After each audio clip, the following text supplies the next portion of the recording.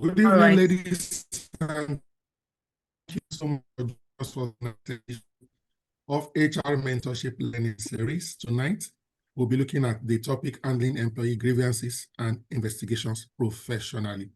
My name is Oliemi Adeosun, and our facilitator for tonight is Ayodele Felicia. She has facilitated one or two sessions for us in the past, and it's always a delight to have her gracefully stage this podium. Ataije Ayodele Felicia is a dynamic, experienced HR professional with passion for people development and workplace transformation. She currently serves as the HR manager at AHS Amber Residence, one of Nigeria's foremost names in the hospitality industry. She has an MBA in Business Administration and dual certifications from the Chartered Institute of Personnel Management of Nigeria and the Society for Human Resource Management. Ayodele brings a strategic, people-first mindset to every initiative she leads. She has over 10 years of experience in people management. Ladies and gentlemen, I'm excited, delighted, elated to present to us again Ataije Ayodele Felicia, who will be speaking to us on the topic handling employee grievances and investigations professionally. Over to you, my sister. Good evening, Dr. Adeosun. Once again, it's a privilege to be on this platform. Thank you for giving us the opportunity to use this platform to share knowledge, to speak with noble colleagues. Thank you, sir, for this rare opportunities. Good evening, everyone on the call. Good to have us here on another learning series. This evening, we'll be talking about handling employees' grievance and investigations professionally. Like we all know, in the workplace where we have people of different culture, different orientation, different background, different experiences, we can't take away the place of grievances. We can't take away the place of misunderstanding, because our perception to things and ideas differs. And so we'll be talking about handling employee grievances and investigation. And the key thing here is handling it professionally, not just handling it, but handling it professionally as the professionals we are. So what do we understand by grievances? Grievance is a formal complaint raised by an employee or people around or about their belief or thought of being treated unfair or being unheard. Grievances happen in so many ways and for so many reasons. Because our perception to things differs, our understanding differs, the way we reason, understand issues differs per time. About issues, about situations, it means how much we inhibit the situation and how things work. And so, like I mentioned, it is a formal way of complaint raised by employee, because particularly this evening, we are talking about managing it professionally in the workplace. So we have different kinds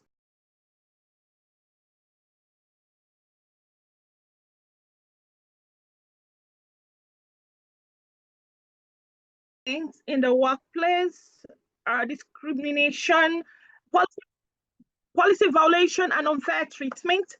Harassment in the workplace happens so many times because people do not give attention to certain things. But this we'll talk about sexual harassment. Sexual harassment does not really mean when there is a direct interaction, but because people do not understand the place of boundary, the way we talk to people, the way we commend them, the kind of messages we send may trigger certain notion.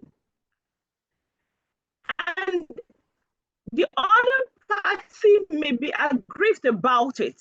And so there is a place of setting boundary when you intend to appreciate people or their presentation, the way they look. For an employee that is grieved, and I feel like somebody is violating our privacy, make crossed. In one of the places I've had to work, an employer had gotten to me and said, HR, I don't like the way this person is looking at me. You understand that kind of a thing? And the other person felt like, I'm sorry, I was just admiring her. I was trying to just appreciate her. We need to understand that certain things may not go well with others. And so we must be able to set the boundaries and understand when and how to appreciate people.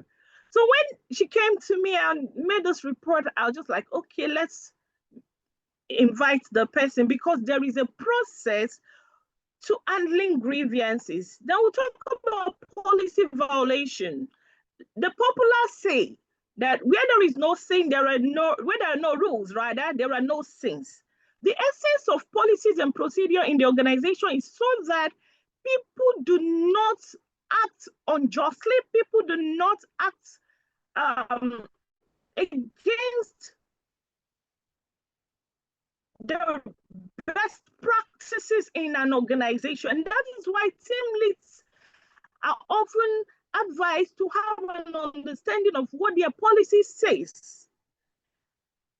In an instance where an employee do not give attention to a work process and tends to her, it is the manager's responsibility. Experiences. I've had an employee come to me and say, HR, my manager is calling me for coming late 5 minutes. And I'm like, what does your policy say? Your resumption, you have a resumption time.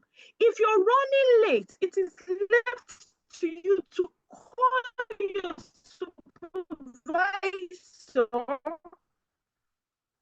and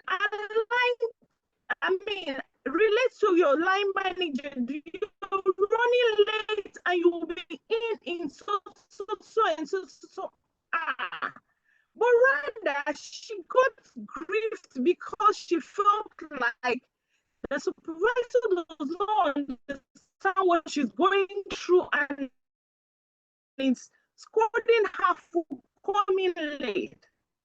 And so I needed to bring to a consciousness that you have a policy, you proceed to your work. If you're late, yes, you are here in the emergencies. Have you managed this with you're running late? Are you in 5, 10, 20 minutes time? This way the manager is informed, because you have responsibility and you're working with a team. Then we talk about discrimination. How do you see people's culture? How do you relate with people, believe their religion? And the place of diversity. So we need to understand. So the place of inclusion, diversity, and equity is very key. We should be able to accommodate other people's belief. And that's why, as HR, I make it a culture in every places I've worked, that for religious people that believes in certain hour of the day to pray, they go for their prayers and come back to work, because we must accommodate one another. Then unfair treatment, I advise team leads, people managers, to avoid nepotism and favorism on the job. No matter how much you think a team member is putting to the act, be able to speak to the work process and not to the person, because when you give attention to the person, the other team member may feel like they are being downgraded, like they are not relevant or such. But you give attention to the work process, give attention to everybody based on their capability, their ability to walk through your process and get the job done. And I said to team leads, people may not have the same strength, but you can balance everybody's weakness by the other person's strength, which would also help your work process. And as a team leader, this will reduce grievances in your team. Handling grievances professionally is very key. And what does this do to the team, to the organization, to the process? It helps you to build trust in your team members. When people know that when there are issues, you will handle it professionally, they will trust you for every feedback you give to them. I've had situations where duties were assigned to team members, and one of them came out like, HR, what my manager gave me was too much. I don't know how I will cope with it. That's so I had to like call both the manager and the team members to see it and like, okay, align this. And on the long run, I had to make the team member understand that this is the best your capability can contain. And so you need to trust your manager to help you to succeed. So after he finished the job and delivered it excellently well, he came back and appreciated the fact that I was able to talk to him to understand that the motive of his manager was not to bring him down, but rather to help him succeed. And it helps team members to maintain high morale on the job. They will get motivated because they know that for whatever had happened in the course of delivering their job was for their own interest and not for any other thing to bring them down or as castigate them in the course of doing the job. And this will also avoid stigmatization. Nobody feels stigmatized because they are doing a job. No, they will trust you for the process that has been put to place. And I tell team leads, one thing to avoid is legal risk, organization reputation risk. Organization reputation is very key in the process of handling grievances. As a team, when issues happen, we should be fair enough to handle it and be objective so that there are no issues of bias or unfair judgment from the perspective of the team members. How do we handle those processes? As you all know, there are steps to handling grievances. For you to build a trust, for you to build a morale and be able to ascertain that you're not exposing your company to any risk, acknowledge the complaint from your team member. Listen to them. Be attentive to what their concerns are. Let them talk about it.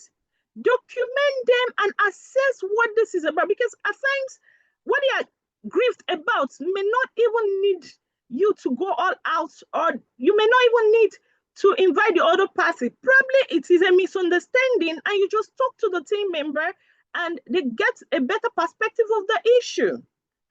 While you're assessing it, you develop a resolution part. How do we resolve this issue? Are we going to go informal or on the formal route? If it is a simple issue that would not expose anyone, there may be no need to escalate. And so that way you can just mediate between the two parties, talk to them, then there is a place of compromise and they agree on a resolution. And that way you settle the issue. So we're talking about informal process of solving issues. I mean, the formal process of solving issues, like I mentioned, you could come through the informal way, the formal way. The informal part would help you to mediate, and after the mediation, it's resolved. But where you need to formalize it, and I advise team leads, ensure that you follow the right process, especially for sensitive and repeated issues, because there may be a need for you to recall what has happened. There may be a need for evidence. So make sure you have an understanding of what the issue is. And this is what will propel the kind of medium you will go through. Are you going to go through the formal route or the informal route? And when the aggrieved comes to make such complaint, be ready to listen. When you listen to them, like I mentioned, be open, let them talk about it, be attentive to them, let them see that you can understand their plight, what you're going through, and ensure that it is written, documented. Let there be an invitation. Ensure that for every of this process, you're following the statutory process. Ensure that the documentation is right and you're following the process such that there are no issues, there are no legal issues on the long run. After the hearing, you appoint neutral people to come in and investigate the issue.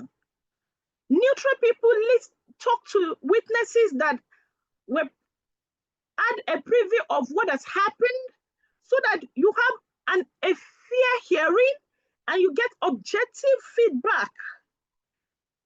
Once you get it, you speak to the team, the team concerned, the parties, about your outcome, what you have decided to do. I had an issue where a team member reported in one of the places I've worked, a team member came to me and like, HR, my colleague spoke to me in a very rude way and I don't think I like it. And I'm like, what happened? Okay, and he asked me to give him something and I told him I don't have. And since then, he's been talking to me in a very rude way. I said, okay, no problem. Can you see me so day? So I gave them a date and invited both parties. And I told the aggrieved one spoke about what his concerns were. And the other person related, I'm like, oh, I'm sorry. I didn't mean it that way. I was only trying to just express myself that I was disappointed in the way he responded to me. I didn't mean to be rude to him. And there, we settled it. And that was it. And I had another situation where a team member that is supposed to follow the organization procedure in purchases, he knows he's supposed to ensure that every procurement is received. Rather than following that process, he boycotted the process and disbursed fund.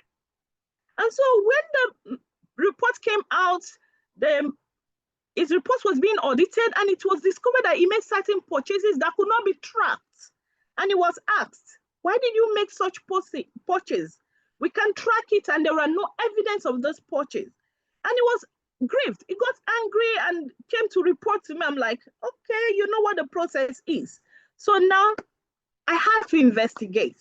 And upon investigation, I discovered that he actually did not follow the work process. He didn't follow his work process. And so the manager was crossed because he could not defend where the fund went into or what the fund went into, what purchase was made and how it was used.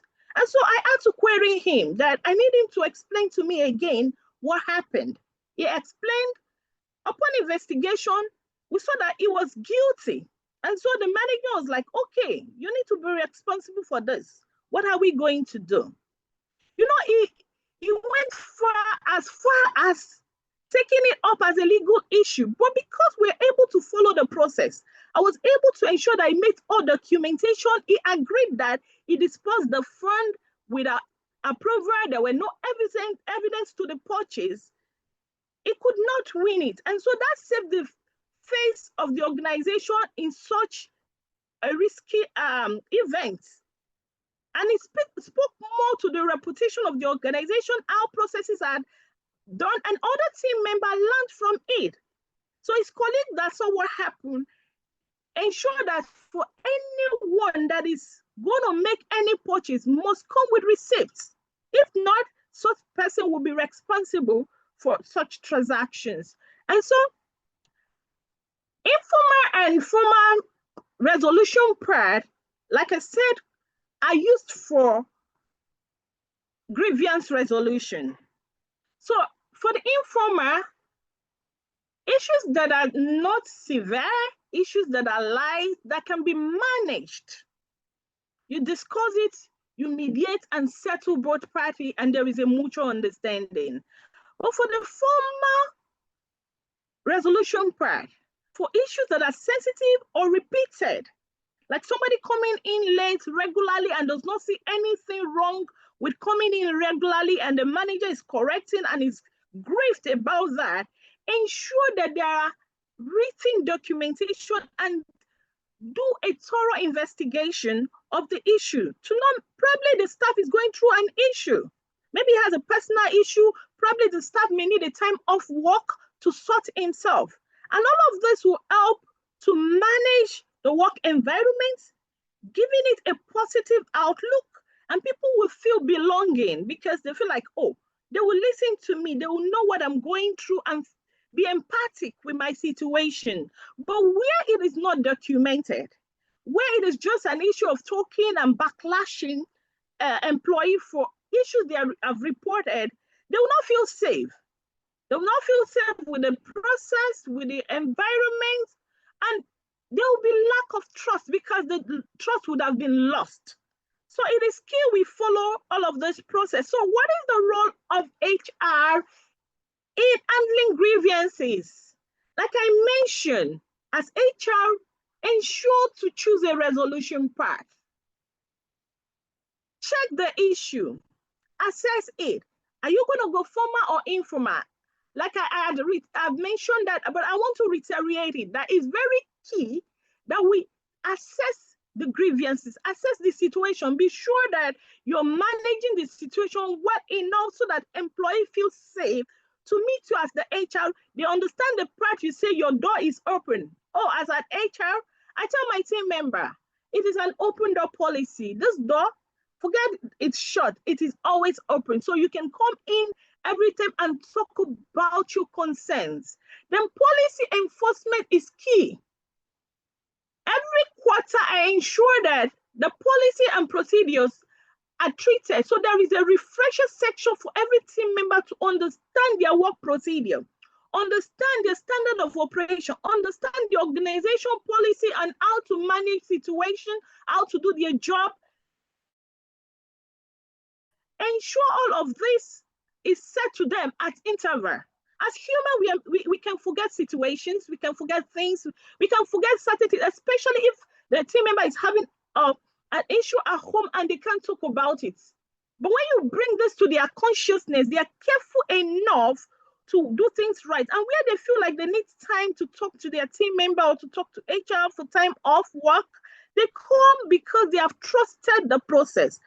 Ensuring fairness and consistency is very key. You can't undermine that. Because there is a place of precedence and people are watching that, am I sure if I talk to HR about my issue, they will listen to me. HR will hear me talk. HR will give me feedback on how I can go by it. So let's ensure fairness. Let's ensure that we are consistent in our judgment.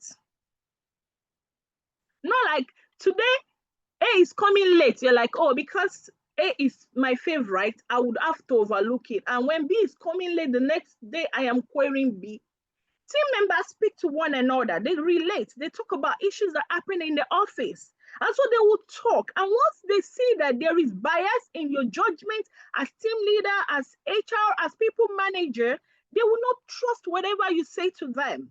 So let's be consistent in our process of managing grievance. But and above it all, I would like us to know that it is key that we are open and receptive. Let them be able to come to us and talk about what their concerns are, okay? When we launch investigation, we should understand that the path we are following depends on what has happened. Like I mentioned, if you're having issues that are serious or repeated, ensure that you follow the formal way. And in a situation where probably we have used the informal process and it did not yield a positive result, please, let's go through the route of formal resolution part because it's very key. I've spoken about that extensively earlier. So we'll talk about the best practice for investigating grievances, handling grievances, managing grievances. Ensure to prepare your question in advance. Ensure to be prepared on what you want to talk to the concerned person about. It's not when when they are settled, you start thinking or doubting what to say to them. Stay neutral, be fair, be objective. Do not sound like you are going to defend anybody or you're defending anybody because they are watching the tone of the feedback you're giving to them. And I tell my team member, like that popular say, that not be person where first report to police, they win case. So that you have come to report an issue to me does not automatically mean that you're right. And so I will listen. I've had a situation where I had two team members in the staff layout. They stay there. You know, the proximity in Lagos can be something else. And so you have people coming from far and near. So they stay in the same room. And one was not accommodating to the other. And yet she came to report that our colleague was not tolerating her. By the time I investigated, I discovered that employee A that came to report was actually the one not accommodating employee B. And I had to say to her, you're not accommodating your colleague and you still come to report your colleague. No, it's not done that way. And so I spoke to both of them. Tolerate one another. You're both here for the interest of the business and also to grow as employee. Tolerate one another. And I ensured that all of this were written. We took notes and they both agreed and signed it off so that when there's a need to make reference to the issue, we don't have to start doubting what we have to say. Okay? So how do we ensure we are objective? How do we ensure that people are safe with us when they come to talk about what their concerns are? It is not all information about an investigation that is ongoing that we have to share. No. Because when we share every information, people would doubt the authenticity of what we are saying to them. They want to be sure that if I give this feedback, I will be safe. They want to be sure that there will be no issue of retaliation. They want to be sure that the people leader, the HR manager, the supervisor will not be biased over the issue. I've mentioned it before. Ensure documentation because you may need the evidence in the future. You may need something to relate with. And after the investigation, you're sure of you've concluded the process, please share feedback, share your findings, what you think. Just like I mentioned earlier, after they came to report the issue, after the investigation, we spoke to both parties and we shared our concerns, the findings from based on the interaction we had with them. And we made them understand how they did not accommodate one another. So I had to say it whole to them. This is what you need to do. Advise them on the process to accommodate one another, live together as a team, as a colleague. You know, I even went as far as telling them that, say, you spend longer hours at work. And so this is your first family before you get home.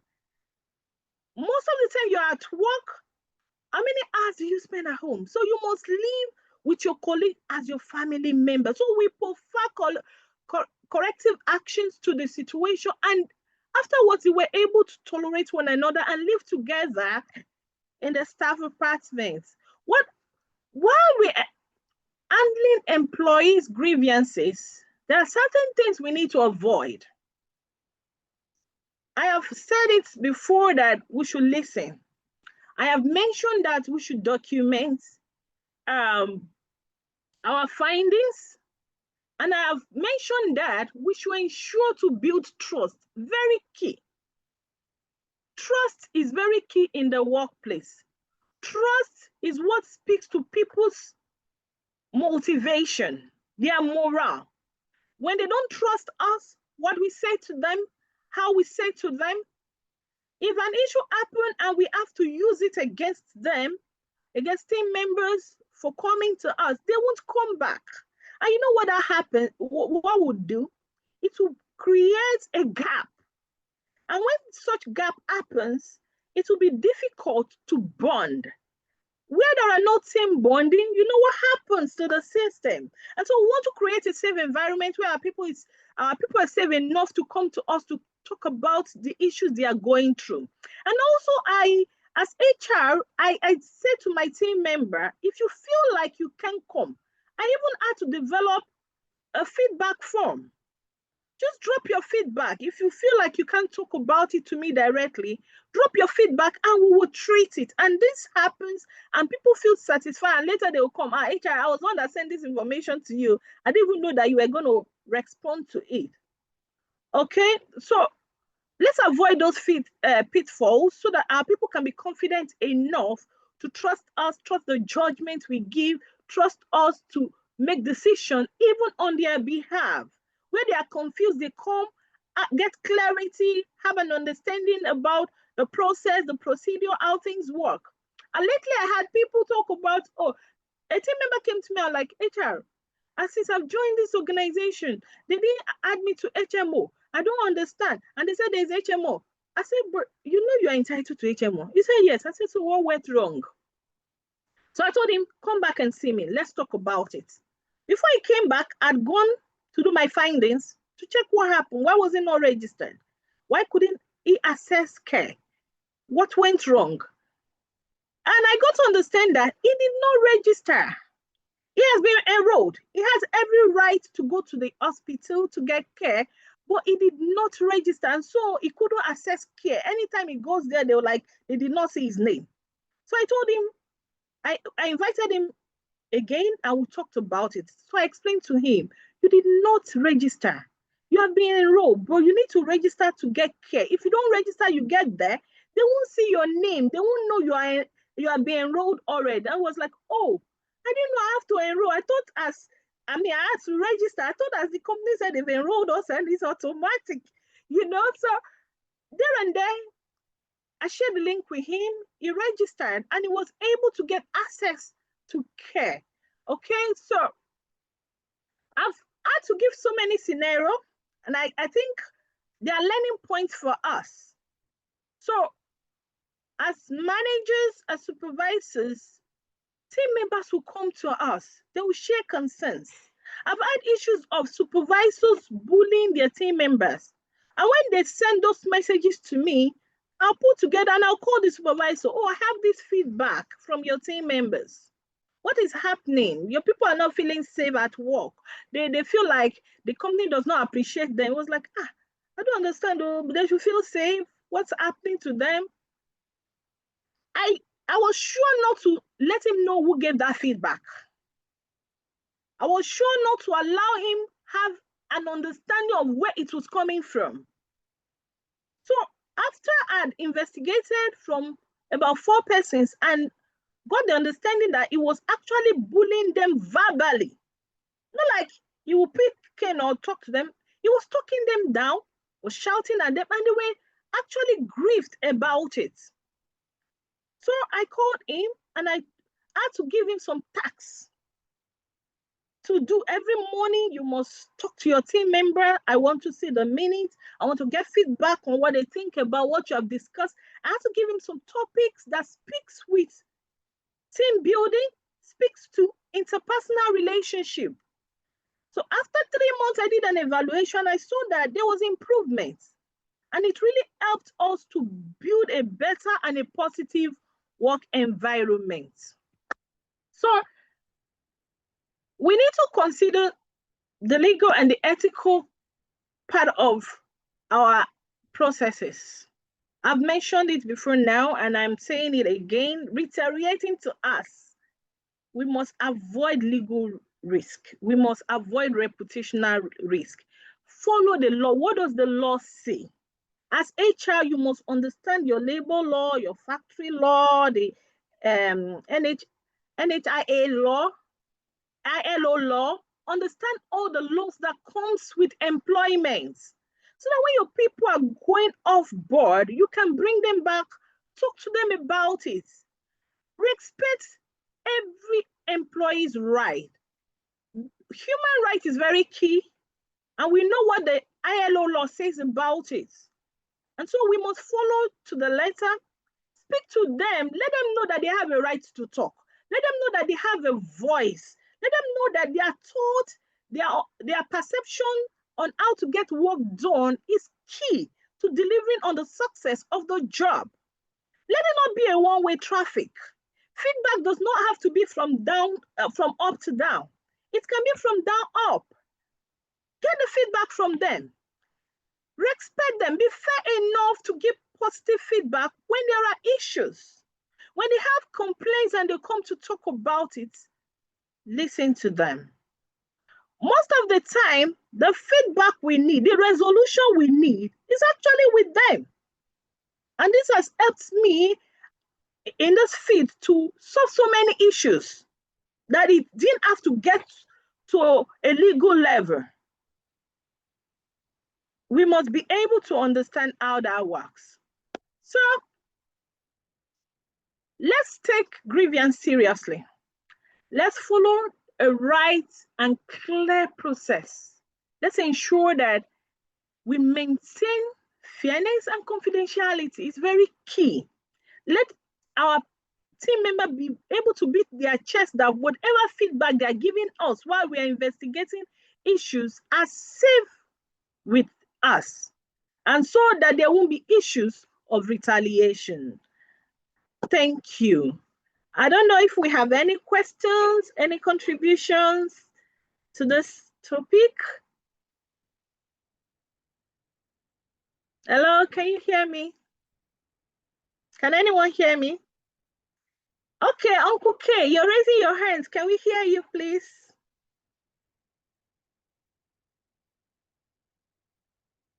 Hello?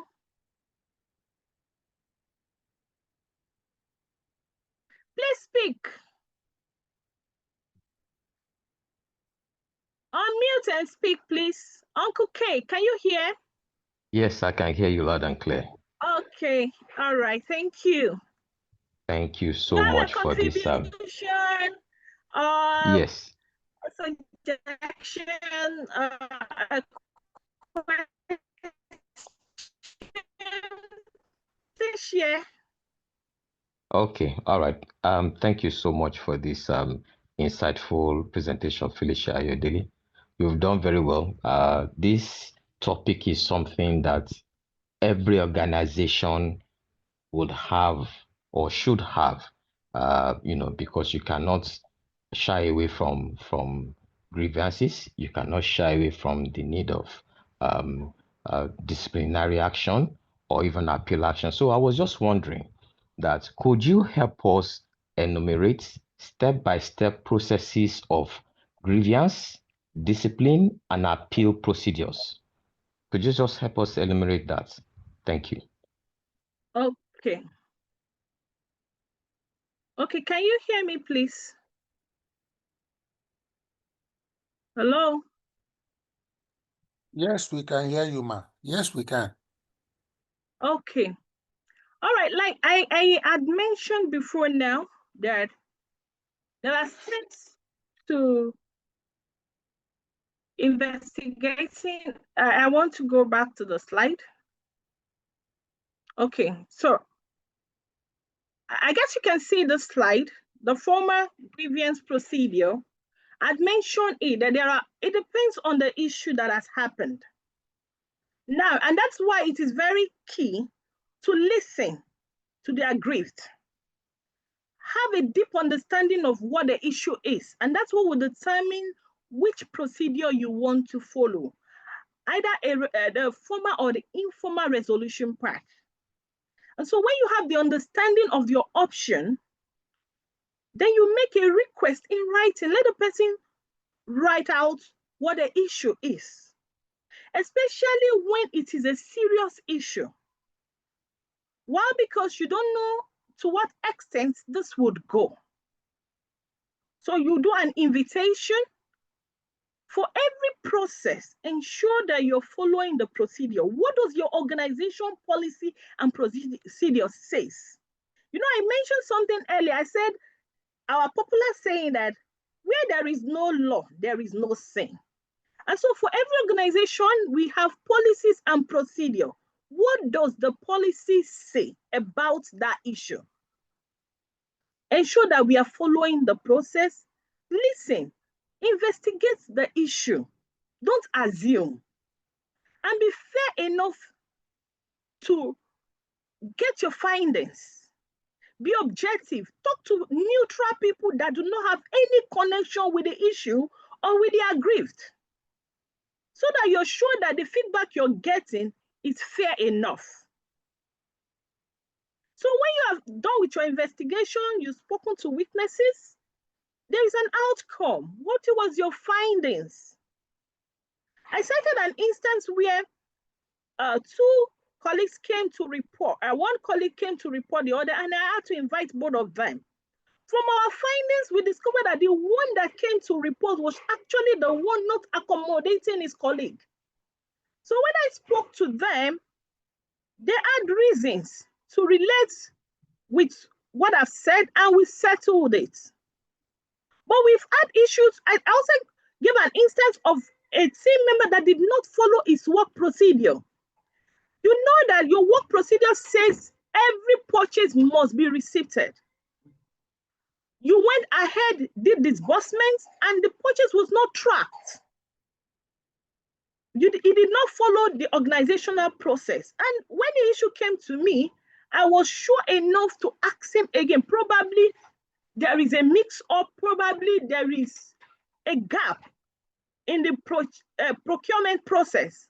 But from investigation, there was no gap. He just did not do his due diligence. Do you get the point? So we must ensure that for every process, we follow the organizational policies and procedure. It's very key. And that is why the place of statutory is key to whatever we do. And so after the outcome, you've given the feedback, they are not convinced, especially the aggrieved person, and he wants to appeal, he can go ahead and appeal. Then we take up the issue again, follow up through the process. Where the issue could lead to a disciplinary issue, you go back to your policy. What does the policy say about this issue? Even there are times when issue happens and you want to investigate thoroughly, you can ask the concerned person to stay off work for a period so that there's a fair playground. You're able to assess the situation. You're able to talk to people. People do not feel agitated about giving feedbacks. They don't feel like, if I give this feedback, what would happen? Are we good? I don't know if that answers your question. Hello, Uncle K. Can you hear me, please?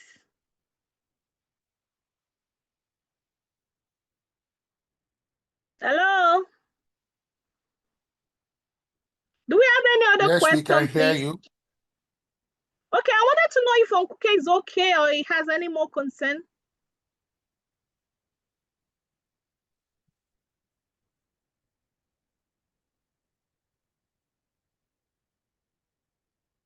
Okay, do we have any more question, contribution, or thought on this topic? Please share. If you have any thoughts you think we can learn from. Please check the chat message. I think Ololade dropped, I don't know, maybe it's a comment or a case study or something.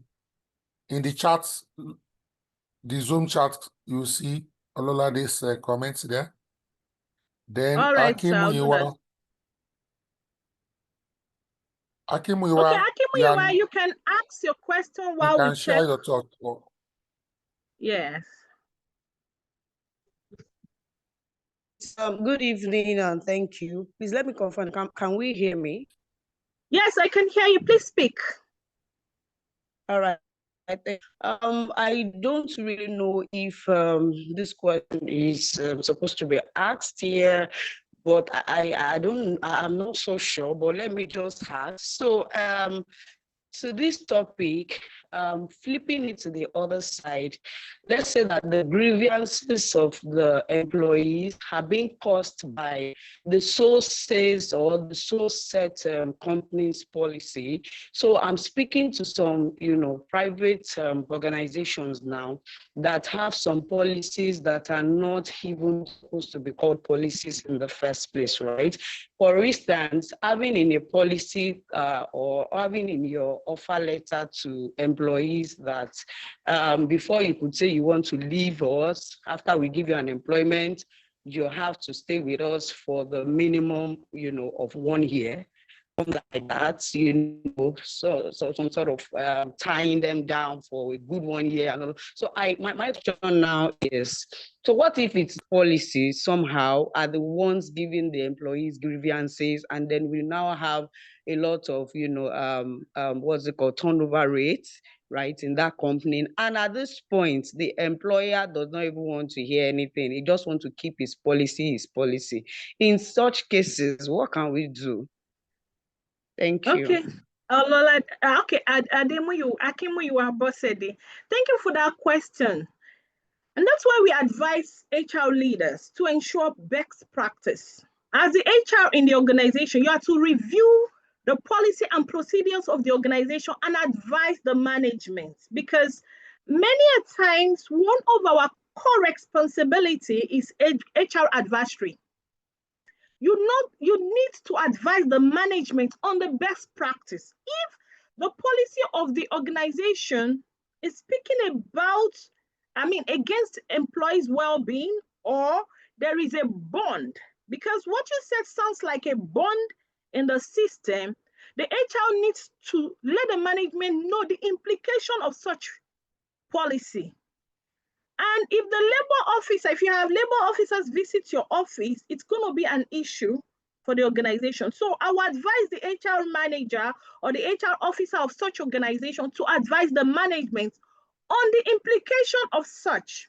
You cannot, one of the key things we spoke about now is employees' rights. Human rights, you cannot force people, because that sounds like forced labor. So it is against human practice. Okay, it's against the human right practice. You can't force people to stay back in your organization. Employment is at will. If you check the ILO law, it speaks to it. Employment is at will. You should be able to say, I'm coming into your employment and I am leaving at this time. So you can't force people to stay back. No, the HR should advise the management on that, please. And if the management needs more insights, I think we can speak to Mr. Adeosho on that. Dr. Adeosho can provide more insight into that. But I can tell you, that's a form of forced labor. It's against the law.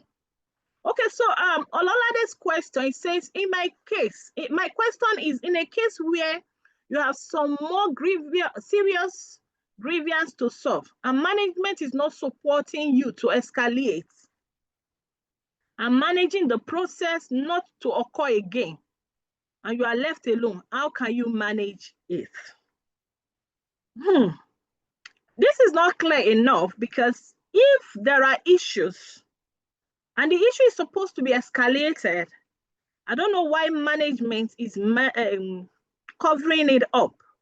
But then, where there are issues that are threatening to the existence of an employee in the system, let's deal with it. Let's advise the management. That is why we are HR. We're not just there to follow what we think the management says. No, ensure the best practice. The best practice. And I know that CIPM speaks a lot to this, and for so many of us that have always been on this call, we'll see that most of our facilitators speak to it. The best practice is very key. If there are issues, please, let's deal with them accordingly. If you need to escalate to prevent a future reoccurrence, please do that and nip it. Because if you sweep it under the carpet now, it will resurface. And I'm sure you don't want to jeopardize your organization reputation. I'm sure we don't want to expose the business to any litigation. And so let's deal with issues as they come. It does not necessarily mean that every issue will go off board, but how we manage it matters a lot. And so please speak to the management. Let every issue be managed well and accordingly to avoid a reoccurrence, because where issue happens and you are not allowed to speak to it, it is swept under the carpet. I can assure you, just like Abosede mentioned, people will leave such organization because they would not feel safe. They will be threatened They will not feel safe. We all want to work in a safe and a positive environment. I don't want to work in a place where I am not sure of what my fate will be in the next few hours. No. So let's speak to the management and advise. And I'm sorry to say, some of these people may not even understand the implication of their decisions. They may not understand it. So, but when we advise them and let them know what the implication could be on the business, on the employee well-being, on the positivity of the environment, which on the long run affects the brand, then they will be better advised. Thank you.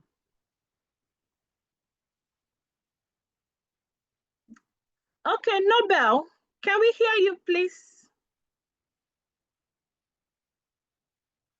Yes, Nobel, can we hear you, please? Somebody cites an instance here. He said an expatriate verbally assaulting employee came to HR. This has been long time reoccurring, addressed by HR informally and formally, but it is necessary to involve higher authority like management. But the MD kept asking HR, who is the person who reports this issue? And HR is not willing to give information because he or she also believes in trust, confidentiality, but he is dismissing the case. How well can this be managed? I'm sure the HR understands the culture of the organization better. Where the team members are not feeling safe and there could be an issue of retaliation, then it is a concern. So please, we will still go back to speaking to the management about it. The MD does not need to know who is reporting the issue. But it should speak to the root cause of the issue. When we speak to the root cause of issue, then we are dealing with the issue. So asking about who reported it does not solve the situation. I've had a situation in one of the places I've worked where an employee came to report to me how team members misbehave after work. So I told my direct manager, sir, this is happening. I think we need to intensify the security of the environment. And she was like, who told you? I said, ma, it is my job to protect my employee. So please, I need that place secured. And that was it. And so we had to improve the security of the premise. And that was done. So asking for who is making that report would not solve the issue, but dealing with the root cause. As long as you are able to ascertain that the assault is happening, please advise your management. They should deal with the root cause of the issue because that is where it can be nipped. All right? Nobel, please ask your question. All right, good evening.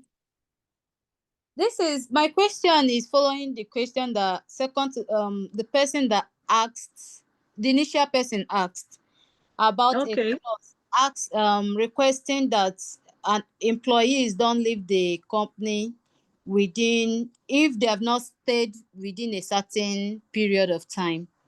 So my question now is, when it comes to graduate entry, whereby the company trained the employee, that's where they normally add that clause.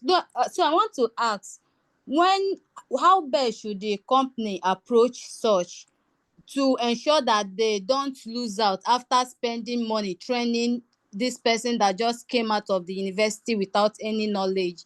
So after spending such money, how best should they approach it to recoup the resources they have already spent on an individual? Okay, Nobel, your question is noted, but I can tell you wholeheartedly that many organizations do this bonding, but to be sincere with you, it's not a fair practice. Employment is at will. And it's also one of the key responsibilities of organizations to train their team members. I'm sure your organization have had to employ experienced ants that were trained elsewhere or had to train themselves. And so you would not say because you train people and they will leave, you stop training your team members. No. But having a bond to tie people down is forced labor. And I will say it again, it is a wrong practice. So let's correct that. You can't force people to stay back in your organization because you feel like you're training them, they should stay. And the truth is, if you don't train them and they stay, what happens to your business? You train them and they stay, it's still positive. You train them, they leave. But I can tell you that people will appreciate your brand for grooming team members. We've had so many organizations train people and they leave, but yet you have other experience and come into your organization. So when you train your team member, you're actually building your own system, building your own organization for a better positioning in the market. And that would even help you get good talents. People will be willing to come to your organization to work. And so employment bonding is wrong and is a no-no. That's forced labor, please. So let's stop that practice, okay? Thank you. I don't know if we have any other question. I don't know if we've covered all the questions. Do we have anyone that wants to share their thought or insight? Please, you can share.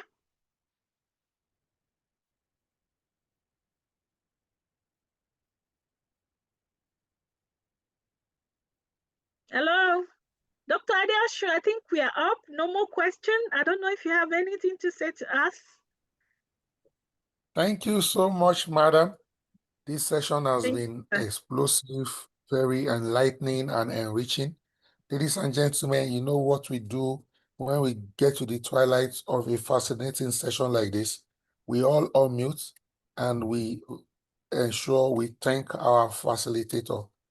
Please feel free to unmute and say a resounding thank you to Ayodele.